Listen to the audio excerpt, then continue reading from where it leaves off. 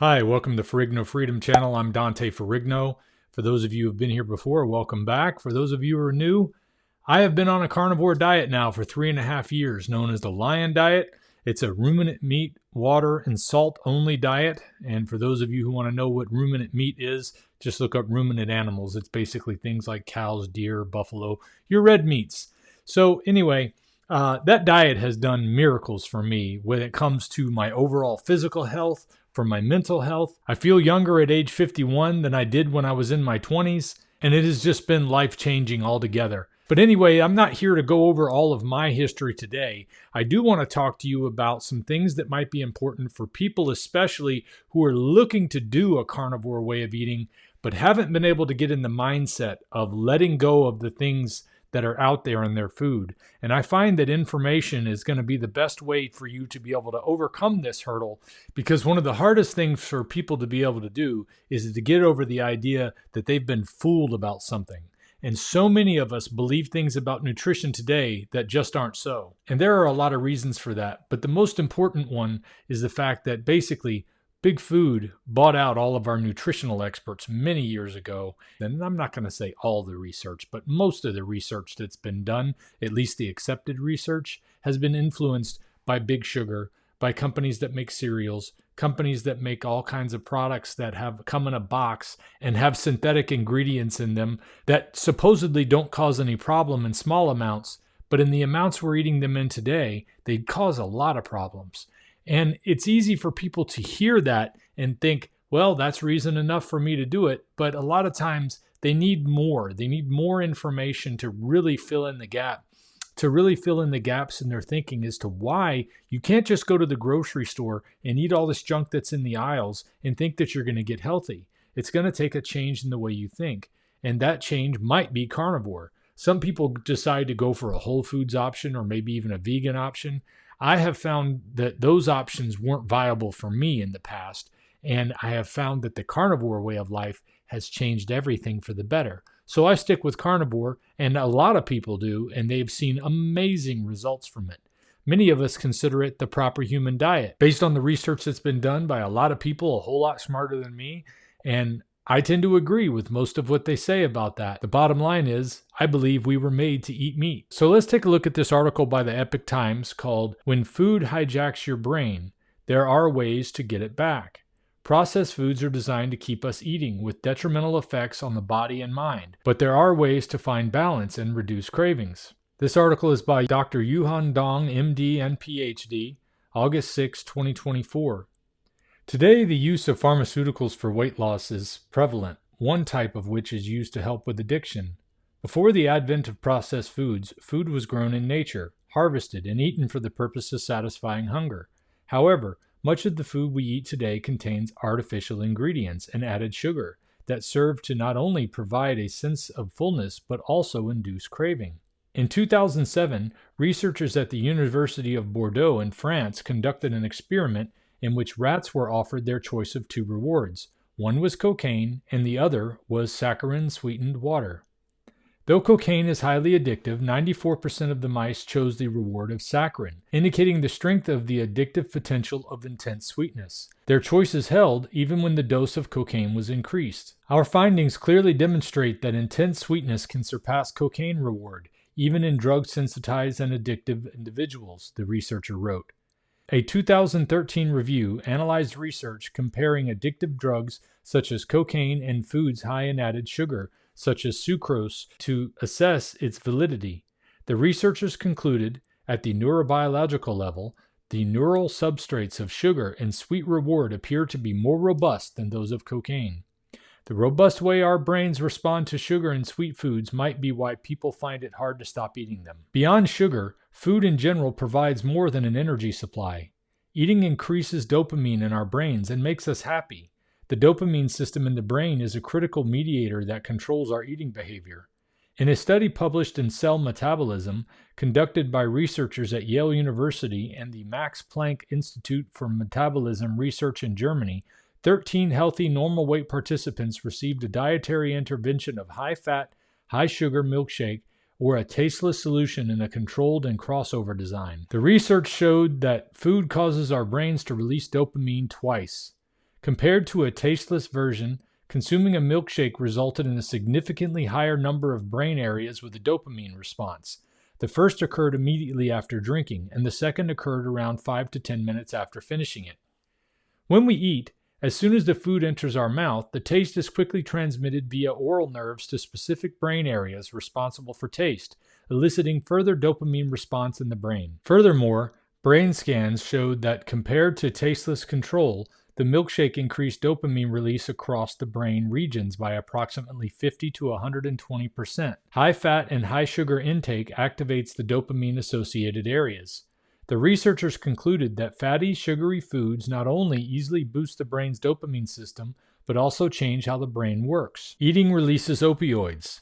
Food intake also releases opioids in our brain. These feel-good chemicals play a significant role in human addictions, mediating palatability-driven eating. In a study published in the Journal of Neuroscience, researchers using a chemical that targets opioid receptors in the brain scanned 10 healthy men 3 times after eating a palatable meal, after eating a non-palatable meal, and after fasting overnight. Results showed that eating led to a significant release of these opioids throughout the brain. It is also found that the activation of opioid response within 100 minutes of eating a meal may be related to the risk of regaining weight in obese individuals, according to a study published in the Journal of Clinical Endocrinology and Metabolism. In summary, the brain reward center receives signals from natural opioids and dopamine and then sends messages to the hypothalamus to help control appetite. Diets consisting of highly processed foods with added sugars and fats take longer to make us feel full, leading to potentially eating more food, which can result in weight gain and obesity. A food addiction epidemic.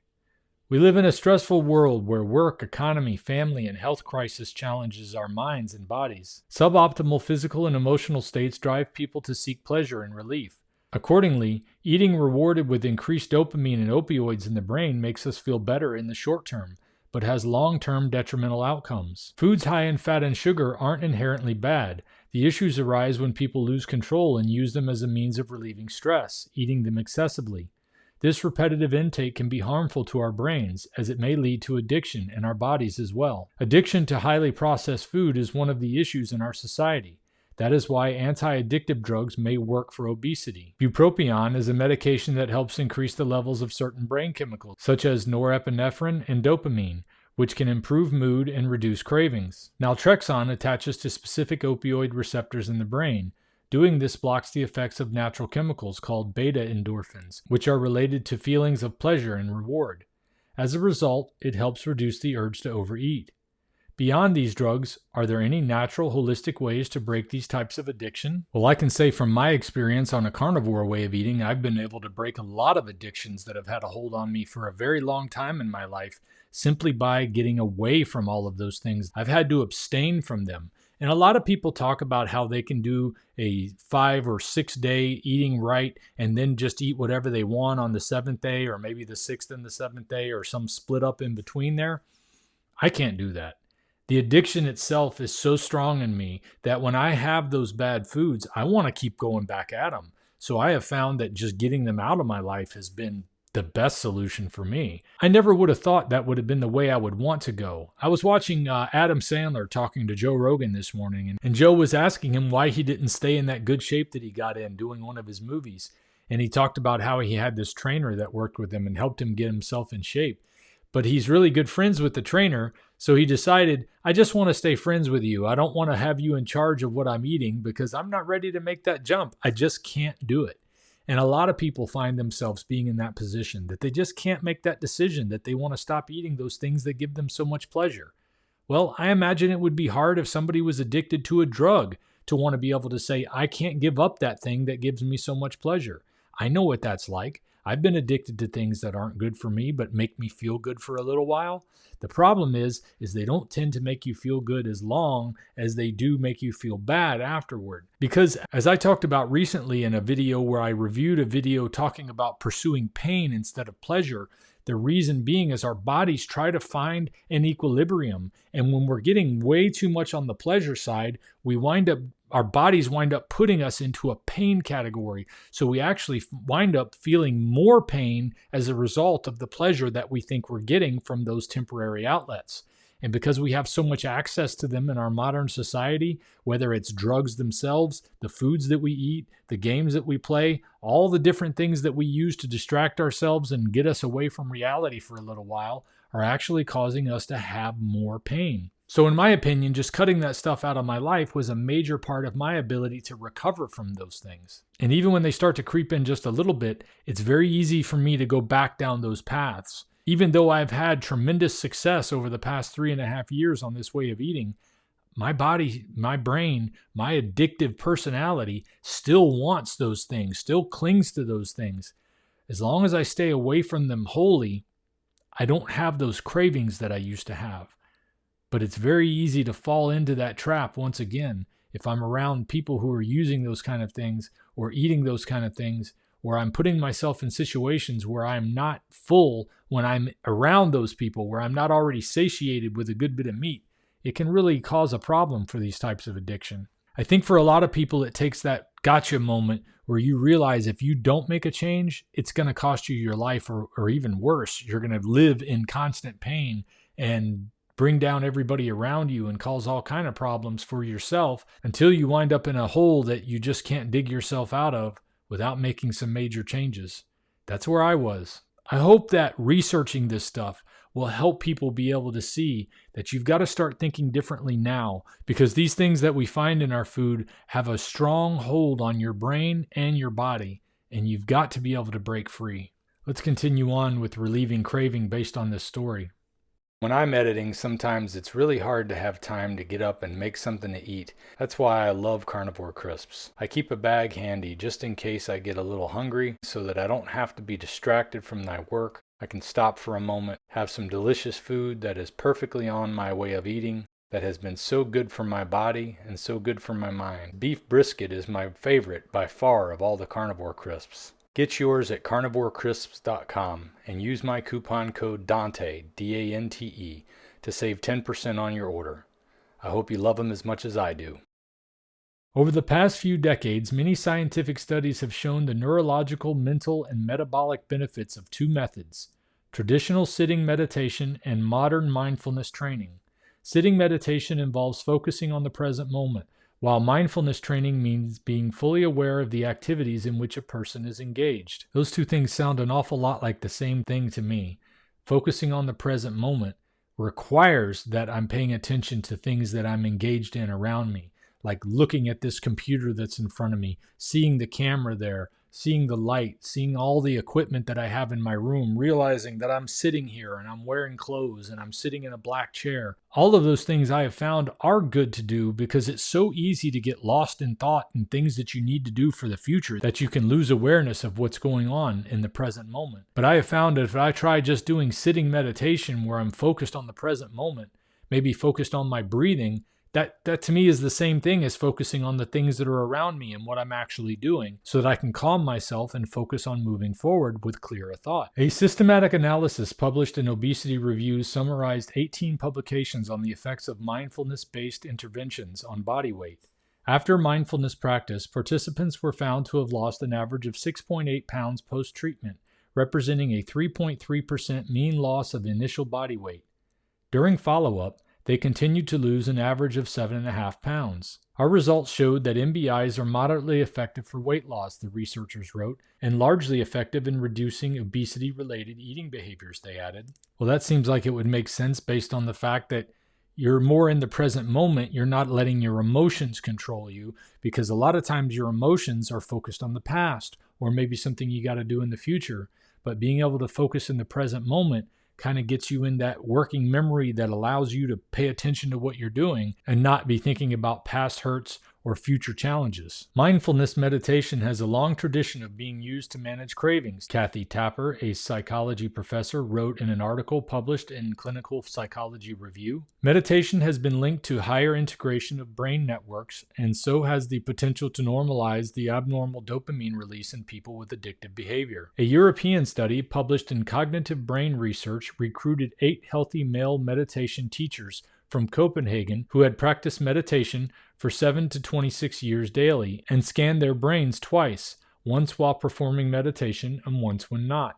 The results showed a 65% increase in dopamine levels in a brain region called the ventral striatum while they were meditating. The brain electroencephalogram showed a deep relaxation mode, as manifested by the increased theta wave and reduced alpha wave. The ventral striatum is part of the brain that helps us feel pleasure and motivates us to seek rewards, like food or fun activities. It's often called a pleasure center because it plays a key role in guiding our behavior towards things that make us happy. You know, as a Christian, sometimes I look at these things where people are in basically what kind of looks like a yoga pose here on the screen, and I don't want to get into anything where I'm doing some sort of Eastern religion type of thinking, but I don't think there's anything wrong with taking a moment to pause and make sure that you are living in the moment, because the Bible definitely teaches us not to focus on the past, not to be worried about the future, but to live for today, because today has enough trouble of its own. And sometimes we have to kind of focus our minds to tell ourselves not to be worried about the past, not to be thinking about the future, but to get yourself in that present state of mind. So when I see something like this, and it's not from some mystical standpoint, it makes perfect sense to me, and I don't think there's anything wrong with it myself. I'd love to hear what you think in the comments, though. Increasing dopamine through meditation is a more natural approach that does not carry the adverse consequences associated with anti-obesity drugs used for treating food addiction. In 2013, scientists led by Michael Haggerty at the University of California, Davis, demonstrated that meditation can activate our dopamine reward system in the absence of any drug or pleasurable external stimulus. That's why meditation can help people deal with stress and withdrawal symptoms of addiction. Mindfulness has been effective in decreasing cravings among drug abusers and hospital patients, reducing substance reuse, potentially treating chronic low back pain and opioid addiction, and helping with easing cravings for alcohol. Well, I tell you what, that gives me a whole different perspective on when my Apple Watch reminds me to take a moment for mindfulness. Usually I just ignore that kind of thing because I've always looked at it as some kind of a new age nonsense. But now that I've kind of put this in perspective, I don't think I'm going to ignore that alert as much as I used to. Reduce stressed eating. A group of German neurologists and neuroradiologists studied 66 people who tended toward overeating when stressed. Some received mindfulness meditation training, while others received normal health training, including informative, health-related video and audio clip excerpts from popular science broadcasting networks. After mindfulness training, subjects reported lower food cravings and significantly reduced stress and emotional eating behavior. However, the subjects in the health training group did not report the same changes. Brain scans of the participants also indicated changes in connections related to areas regulating rewards, emotions, and self-awareness. Meditation also helps with negative emotions. Another study published in CNS Neuroscience and Therapeutics researched the effect of an 8-week mindfulness meditation on healthy and depressed people. All 15 participants with depression symptoms experienced a significant reduction in their depression and anxiety scores, reaching a level close to normal.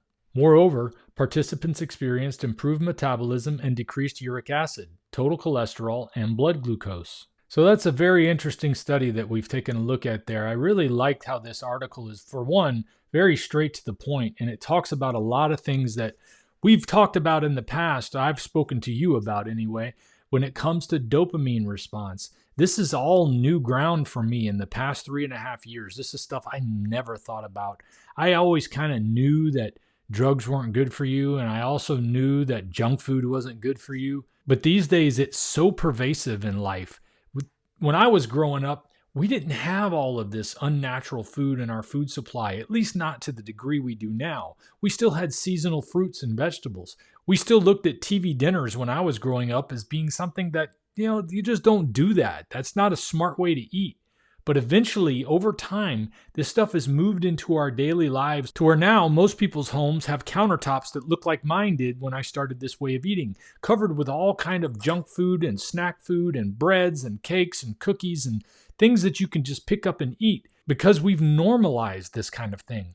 And it's not good for us to have normalized these junk foods in our lives. It's not good for us to have normalized drug use and alcohol use to the point we have.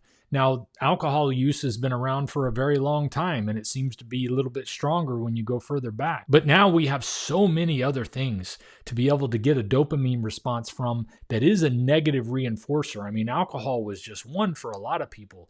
Then drugs were another step. Food has taken us to a whole new proportion. The internet, video games, pornography, there's so much stuff out there that people are using to get a quick dopamine response in their brain that we are all just numb to these type of things. Most people in first world countries are more addicted than they would like to admit. I know I was. And if you're one of those people, you might truly benefit from the same things that I've benefited from on a carnivore way of eating that has changed everything for me. It's allowed me to kick the addictions that were such a pain for me. My addiction to marijuana, my addiction to nicotine, my addiction to alcohol, my addiction to sugar, my addiction to seed oils and processed foods. All a thing of my past. Now, I don't say that I'm no longer an addict. I'm still an addict, but I choose to live in such a way that I'm not associated with those things anymore. And that if I'm going to be around people who are, and that's hard to avoid, I'm going to make sure that I've eaten the food that I need to eat. Or I've disciplined my mind enough to be able to say, I can go without eating until I can get the food that I need.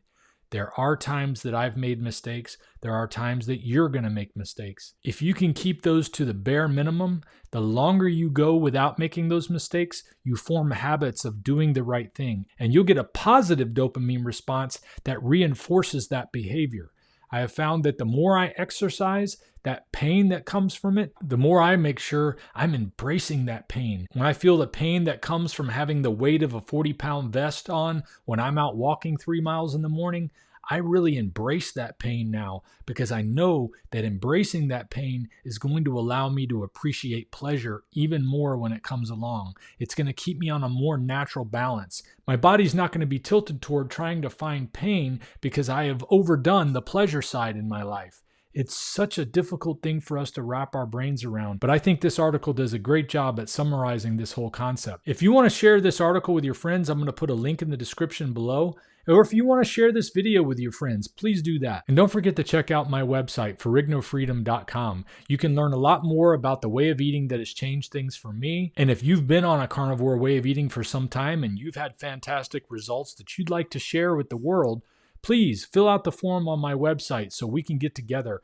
and do a carnivore conversation, because I think the more people that come out and tell their stories of healing and change in their lives, the more people are going to be able to realize that this is no longer just anecdotal evidence. We have a real data set now because so many people are experiencing the changes that come from a carnivore way of eating. You can also see all the different kitchen products that I use, everything from air fryers and outdoor grills to the kitchen equipment I use like tongs or salt shakers. And you can even find a link to my merch shop where you can get shirts and things that promote the carnivore way of eating that you might enjoy wearing. And whenever you buy any of those products or my merchandise, the money that is made supports what I'm doing here to help more people be aware of a carnivore way of eating and what it can do for their life.